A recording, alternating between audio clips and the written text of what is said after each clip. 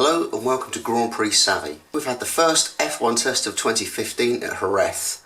4 days of testing in largely cool to cold weather, a little bit of rain on day 3 and then a damp track for a large part of day 4 meant the team's test was a little bit shaken up. Lots of teams had technical problems. Unfortunately, Force India didn't make it to the test. We're probably now expecting them to turn up at the second Barcelona test. So that is now 4 of the 12 days of pre-season testing completed.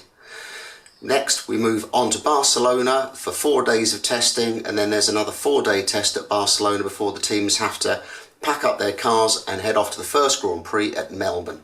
For McLaren and their new Honda power unit, it was a test of 2 halves. The first 2 days, just 12 laps completed. The car barely completing a lap, running some 30 seconds off the pace simply to get the engine running for the 1 minute 50 seconds that it took to get the car around the lap, just to get the systems problem sorted. It seems all of the problems on these first 2 days weren't major fundamental problems with the Honda power unit, just niggly problems in the sensors and the electronics, which has all been packaged together by Honda inside the McLaren chassis for the first time.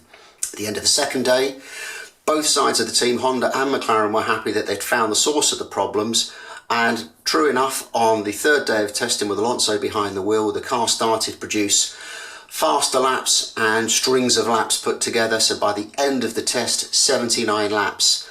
Okay, it was the slowest car and it was the car with the least amount of mileage, but the teams in the same situation last year were suffering with exactly the same problems when they ran their brand new power unit for the first time, and equally so were Red Bull at this test as well.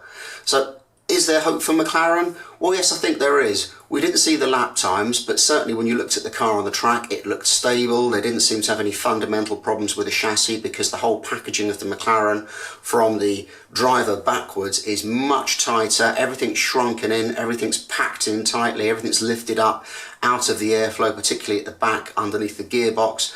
Very interesting car, size 0 McLaren are calling it, and I think it is definitely a step ahead of what everyone else has done with rear end packaging with this current crop of cars. So for the next test, McLaren should be bolting on more of their new aero parts. There was lots of bits and pieces of detail aero kit missing from the McLaren during these runs because it simply wasn't required. But by the end of the test, they were doing some aero runs where they were rigging the car up with FlowViz paint and sensors to show that they are now starting to understand what's going on. The other key thing is, as much as they had, should we describe, starting problems in terms of once they were running and reliability problems, very few signs of problems from McLaren. No overheating, no burning bodywork, no stops out in the circuit because things have blown up or leaked oil or had major problems.